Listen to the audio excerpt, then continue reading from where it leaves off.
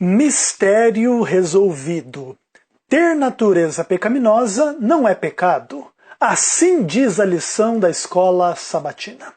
Eu sou Ezequiel Gomes e hoje eu convido você a pensar um pouquinho na discussão em relação à natureza pecaminosa de Cristo ou à natureza pecaminosa dos demais seres humanos, à luz da fonte de autoridade, né, da lição da escola sabatina, talvez aí um dos maiores instrumentos que a Igreja Adventista do Sétimo Dia tem para unificar a sua compreensão teológica no mundo inteiro.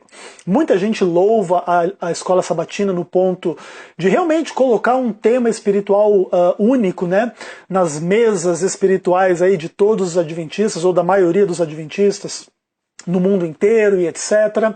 De maneira que esse realmente é um instrumento muito poderoso para unificar teologicamente a igreja e para fazer a igreja mais ou menos pensar e orar, meditar a respeito dos mesmos temas, mudando aí a cada trimestre a lição da escola sabatina, tá bom?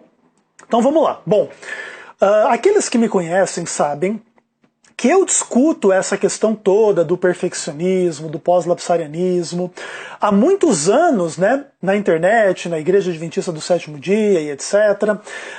Mas sempre tem aquela pessoa que acabou de te conhecer, e aí no afã de te refutar, ela vai lá e troca os pés pelas mãos, e usam aqueles argumentos de autoridade assim que provavelmente não deveriam usar. A última tentativa que foi feita em relação a mim aí, eu tenho gravado alguns vídeos sobre teologia da última geração, pós-lapsarianismo, perfeccionismo e etc.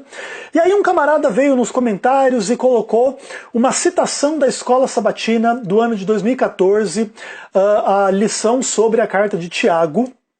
E ele diz assim, né? Nesta lição nós lemos o seguinte: Tiago separa a tentação do pecado, Tiago separa a tentação do pecado. Ter uma natureza pecaminosa não é pecado. No entanto, é pecado permitir que a natureza pecaminosa controle nossos pensamentos e dite nossas escolhas. Então, essa aí foi a citação da escola sabatina que foi trazida para o debate ali nos comentários dos meus vídeos, e a conclusão da pessoa, ela escreve embaixo dizendo assim: portanto, Jesus tomou a nossa natureza pecaminosa sim. Por isso não é pecado, porque isso não é pecado, né? Ok, bacana. Mas a gente tem que pensar algumas coisas com base nessa metodologia de trabalhar a questão. Primeiro de tudo, a lição da escola sabatina, nesse caso, a citação que foi trazida, não menciona a natureza pecaminosa de Cristo, né, a suposta natureza pecaminosa de Cristo. Então essa inferência, que esse trecho conduz à conclusão de que Cristo teve uma natureza pecaminosa, não é uma conclusão do autor da escola sabatina, mas do intérprete que pegou essa citação e concluiu isso em cima. Isso não é a mesma coisa, tá? Uma coisa é o que a lição diz, outra coisa é o que você imagina que a lição queira dizer nas suas implicações e etc. Segunda coisa, a lição da escola sabatina nesse caso está meditando em Tiago capítulo 1, versos 13 a 15, onde a Bíblia diz: ninguém ao ser tentado diga sou tentado por Deus, pois Deus não pode ser tentado pelo mal e ele mesmo a ninguém tenta. Ao contrário, cada um é tentado pela sua própria cobiça, quando esta o atrai e seduz. Então a cobiça, depois de haver concebido, dá a luz ao pecado. E o pecado, uma vez consumado, gera a morte. O texto é muito interessante, a gente pode fazer um sermão, isso aqui, uma tese em cima dessa ideia, muito bacana. De qualquer forma, o pressuposto do texto é que cada um tem uma cobiça que lhe atrai e seduz, e depois de haver concebido, ela vai amadurecendo, e aí ela vai ser consumada e gerar a morte. Ok? Tanto que todos nós somos sujeitos à morte, mortais, pecadores. Então eu não sei se o texto aqui dá margem para indicar alguém que não tenha uma própria cobiça que o atrai e seduz e que vai conduzir a esse fruto da morte, tá? Não creio que o texto abra margem para isso. De qualquer forma, o mesmo autor, a mesma carta de Tiago, no capítulo 3, verso 2, diz o seguinte: ora, porque todos tropeçamos em muitas coisas. Se alguém não tropeça no falar, é varão perfeito, capaz de refrear também todo o corpo. E aqui Tiago, ele reconhece que todo mundo erra em muitas coisas, né? Tropeça em muitas coisas. Então, Tiago não está defendendo um perfeccionismo que quem tem a natureza pecaminosa pode viver sem pecar, porque o pecado é simplesmente uma questão de separar a tentação do ato, então eu posso ser tentado, mas não fazer o ato, e a minha natureza não é pecado, e o pecado seria se eu permitisse a minha natureza ter o controle, mas se eu não permitir, eu não peco, e eu vivo sem pecar, e eu vou atingir a vida sem pecado. A lição da escola sabatina não faz essas conclusões de forma explícita no trecho no qual o nosso amigo ali está se apoiando. Então, vai com calma, até mesmo porque o próprio autor Tiago diz que nós erramos em muitas coisas, e essa é a minha teologia, espero que seja de vocês também, porque é o que a Bíblia diz. Todos nós tropeçamos em muitas coisas, ok? Beleza. Outra coisa, se você quer estudar esse tema da natureza pecaminosa, obviamente a gente entende que um tema só é entendido quando a gente o avalia de forma ampla. Eu vou fazer um breve exercício com vocês aqui para vocês entenderem mais ou menos em que direção a gente deve caminhar para entender um tema. Por exemplo, então, foi usado um texto da lição da escola sabatina sobre natureza pecaminosa. Agora veja, esse foi o único texto que a lição da escola sabatina jamais falou sobre o tema da natureza pecaminosa? Não. E aí a gente tem que avaliar. Vamos ler então, por exemplo, um outro texto, também da lição da escola sabatina, que fala da natureza pecaminosa, também no ano de 2014. Olha que legal, hein? A lição era Cristo e sua lei, o dia 16 de maio de 2014, se quiser depois confirmar. Você pode ir lá buscar a lição da escola sabatina, tá bem? Aí eu vou dar uma lidinha para você numa citação da lição da escola sabatina em relação a este dia. E aí, o autor da lição diz o seguinte: muitos indivíduos bem-intencionados realçam a necessidade de alcançarmos a perfeição se quisermos entrar no reino. Infelizmente, os que abraçam essa ideia não apenas promovem a autossuficiência como chave para a salvação, mas ignoram a natureza pecaminosa do homem. Aí o autor continua depois dizendo assim: ainda mais preocupante é o desânimo que pode vir aos que estão constantemente olhando para si e para o seu desempenho, como forma de avaliar sua salvação. Quem está à altura da santidade de Deus e da sua lei? Nessa citação desta lição da escola sabatina, você percebe que nós não temos a mesma visão positiva da natureza pecaminosa que o nosso amigo conseguiu enxergar na lição de Tiago em relação ao capítulo 1, versos 13 a 15.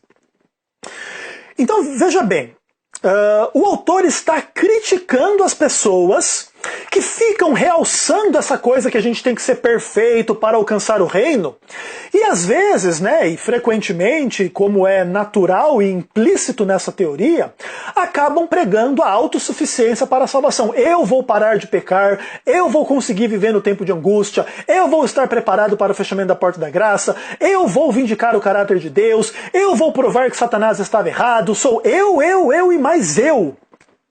E também o autor da lição diz que quem age dessa forma ignora a natureza pecaminosa do homem. E ele pergunta: quem está à altura da lei de Deus? A implicação aqui é que a natureza pecaminosa precisa ser bem humilde e reconhecer que não está a 100% à altura, né, da santidade de Deus e da lei de Deus. Uma dessas citações é melhor que a outra? Não, a que fala lá na carta de Tiago é melhor do que essa que fala aqui sobre Cristo e a sua lei.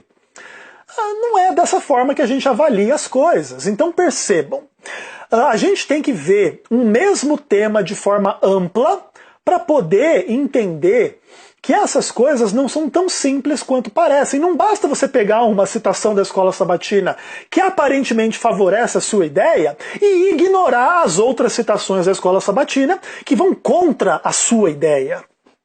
Que mais? É da mesma forma quando a gente fala sobre Ellen White ou sobre a Bíblia, por exemplo. Algumas pessoas citam Medicina e Salvação, página 181. Cristo tomou sobre si a nossa natureza pecaminosa. Olha aí, ó, pronto, acabou. Está decretado. A verdade é que Cristo tinha uma natureza pecaminosa igualzinha à minha e à sua natureza pecaminosa. Agora, quando você vai para Patriarcas e Profetas, página 373, Ellen White diz que a lei de Deus não poderia justificar o homem, porque na sua natureza pecaminosa o homem não a poderia guardar. O homem não está à altura da lei de Deus porque ele tem uma natureza pecaminosa, fraca, que frequentemente cede a alguma transgressão, alguma imperfeição, algum erro. Ok? Então não adianta você dizer, olha, aqui em Medicina e Salvação está escrito e acabou. Bom, aqui em Patriarcas e Profetas também está escrito e acabou. Então, se você quiser avaliar o tema, você tem que ver ele de uma forma ampla, não simplesmente pegando somente parte dos textos segundo ao seu bel prazer, segundo o seu entendimento e etc. Mesma coisa com a Bíblia. João 1, verso 14. E o verbo se fez carne. Olha aí, ó, carne. Eu também sou de carne, você é de carne. Jesus tinha uma carne igual a de todo mundo. Lembra de Romanos capítulo 7. Na minha carne não habita bem nenhum. Jesus tinha uma carne assim? Não tinha bem nenhum na carne de Cristo? O mal que ele não queria fazer, ele fazia. O bem que ele queria fazer, ele não conseguia. Era assim com Jesus? Não. Mas é assim com quem é feito de carne pecaminosa, nos termos de Romanos capítulo 7. Toda a humanidade. E Jesus nunca foi o homem de Romanos capítulo 7. Então qual que é a verdade? Esse termo natureza pecaminosa é um termo que tem múltiplos sentidos possíveis. Por exemplo, vamos pensar assim, o salário do pecado é a morte. Tudo que tem a ver com a morte tem a ver com pecado, ok? Então, fraquezas, doença, o próprio processo de envelhecimento tem a ver com esse processo de morte que começou com o pecado. Jesus passou por um processo de envelhecimento? Sim, ele foi criança, foi jovem, foi adulto, estava envelhecendo, morreu jovem. Mas se tivesse permanecido, teria ficado mais idoso. Então, ele sofreu consequências do pecado como, tipo assim, uma natureza pecaminosa? Sim, obviamente. Isso é o que a gente chama das fraquezas inocentes, né, da natureza pecaminosa. Essas fraquezas inocentes Jesus teve. Tanto para ele poder morrer, ele tinha que carregar essa natureza, entre aspas, pecaminosa. Assim, nós, seres humanos, também temos uma natureza carnal, em termos assim do corpo físico que envelhece, que adoece, que morre, uma natureza pecaminosa, sim. Também carregamos essas fraquezas inocentes do pecado. Agora, existem também aquilo que nós chamamos das fraquezas culposas da natureza pecaminosa. É a inclinação e o fato de que em algum momento o ser humano já cedeu a alguma malícia, alguma vaidade, alguma mentira, alguma coisa em relação à violência, enfim, inúmeros pecados. E essas fraquezas culposas Jesus nunca carregou. Uma violência, uma maldade, uma malícia, uma mentira, nenhuma, nem nenhuma, nem nunca. E todos nós, outros seres humanos além de Jesus, já carregamos essas fraquezas culposas da natureza pecaminosa. De maneira que qual que é a verdade? Jesus ele tinha uma natureza suficientemente igual à nossa, então pecaminosa, não tem problema, mas também Jesus teve uma natureza diferente da nossa para poder não ser um pecador como nós somos pecadores. Então Jesus, nesse caso, não teve natureza pecaminosa. Jesus nunca foi o homem de Romanos 7. Jesus nunca foi o homem de Patriarcas e Profetas, página 373. Jesus nunca foi o homem cuja natureza pecaminosa lhe fizesse estar abaixo da santidade ou da lei de Deus. Portanto, não dá para usar a lição da escola sabatina para rejeitar o entendimento de que o perfeccionismo pós-lapsariano é falso, porque indica que a natureza de Jesus era idêntica a nossa e nós podemos ser idênticos a ele, e essa não é a verdade nem na teoria e nem na prática.